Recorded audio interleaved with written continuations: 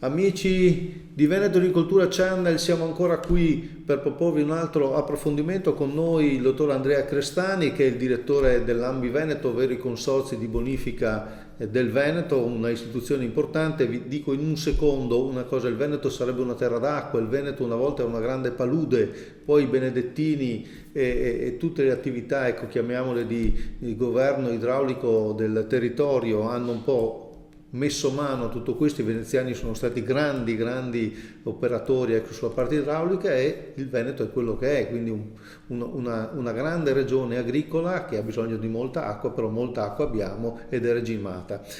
In questi giorni c'è un termine che sta molto circolando, che è quello di deflusso ecologico. Allora, Crestani, di che cosa stiamo parlando? Cioè, il deflusso ecologico è un termine nuovo che è entrato nella nostra dialettica quotidiana oramai, perché è voluto dalla direttiva Quadro Acque, è una delle direttive madri della Comunità Europea per il governo dell'acqua, che va a sostituire il deflusso minimo vitale, cioè quell'acqua che scorre naturalmente nei fiumi per tenerli vivi, con un nuovo termine che è il deflusso ecologico. Cioè vuol dire che a fronte delle quantità che noi rilasciamo nei canali e nei fiumi, dobbiamo tener conto anche di tutti gli ecosistemi e gli habitat che vivono all'interno di questo ecosistema che è chiamato fiume.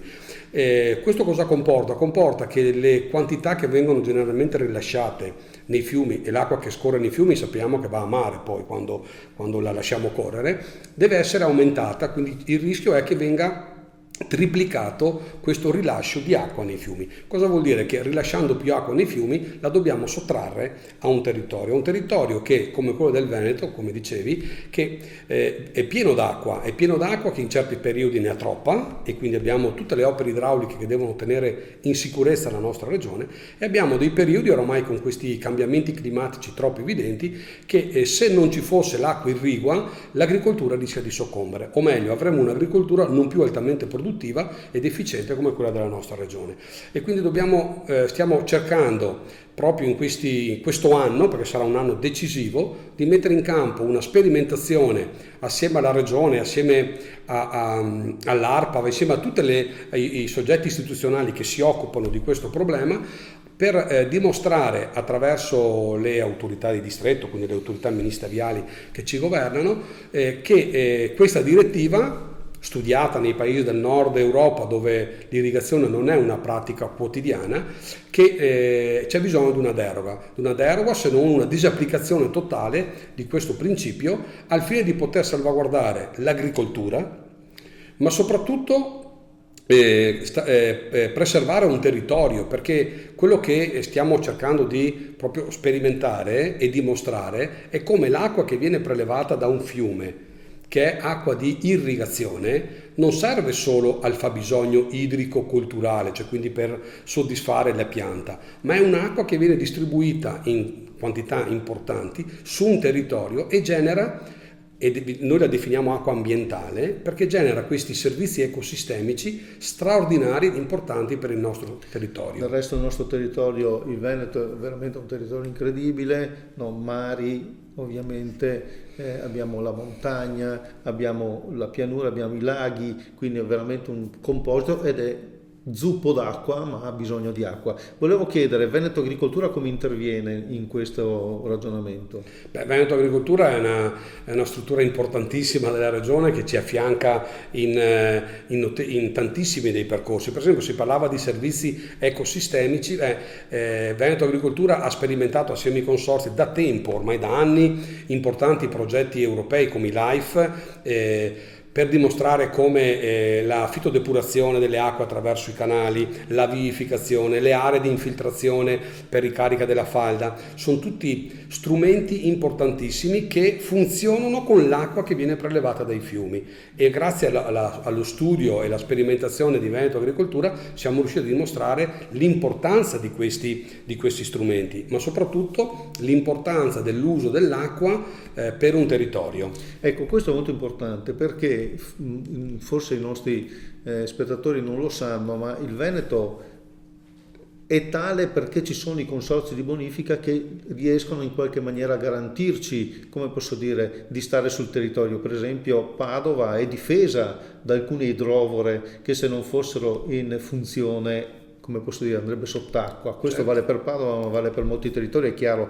ovviamente tutta la bonifica della litoranea adriatica. Ecco, quanti sono i consorzi di bonifica nel Veneto? Allora, il Veneto su 1.200.000 ettari, che è il comprensorio di consorzi di bonifica, quindi tolta la fascia più alta collinare e montana, sono 10, più uno di secondo grado che è un consorzio irriguo, che è il Sinio-Cano Iberico, che è l'arteria irrigua più importante che abbiamo nel Veneto, che unisce l'Adige al Bacchiglione attraversando 3 province. 10 consorzi di bonifica, però stando sul ragionamento che facevi tu, che hanno costruito nel tempo il nostro territorio, partendo sicuramente dalla Serenissima, arrivando fino ad oggi. Però quello che cerchiamo di spiegare spesso anche alle persone che non conoscono esattamente l'attività è che il nostro territorio veneto è un territorio che noi vediamo bellissimo, pensiamo che sia un territorio naturale. In realtà è un territorio totalmente artificiale. Senza l'azione dell'uomo nel governo dell'acqua, il Veneto non sarebbe così. Avremmo una grande palude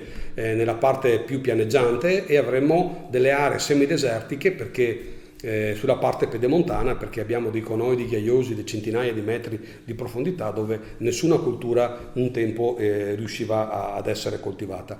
Quindi avremo un Veneto inospitale come era centinaia e centinaia di anni fa. Oggi la vediamo una regione ricca, produttiva, dove gli insediamenti hanno potuto svilupparsi. Siamo una tra le migliori regioni da un punto di vista dell'attrazione turistica, però questo è dovuto proprio al governo dell'acqua. Quindi da una parte voi togliete l'acqua, e sarebbe troppa, e la ridistribuite in particolare all'agricoltura per permettere appunto le produzioni. Molto interessante.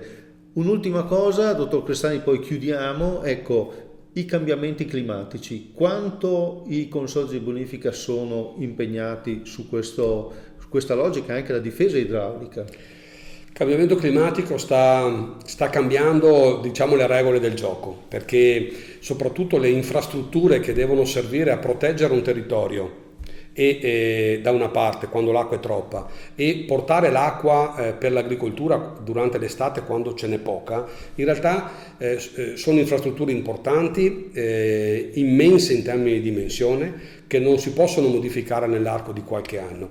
I repentini cambiamenti climatici si stanno facendo rincorrere questa capacità di resilienza, diciamo, del territorio.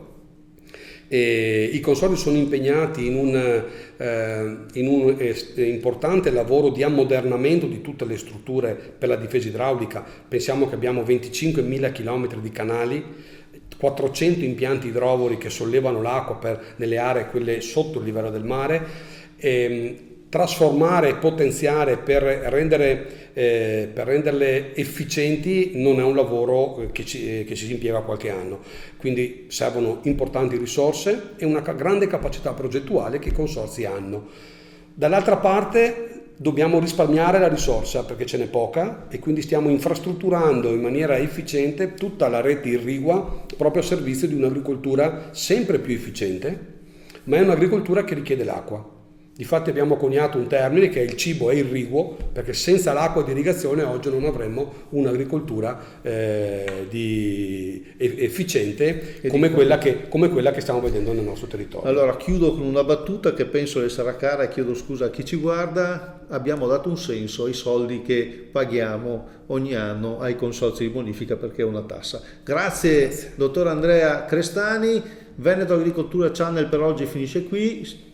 Saluti da Mimmo Vita, alla prossima puntata.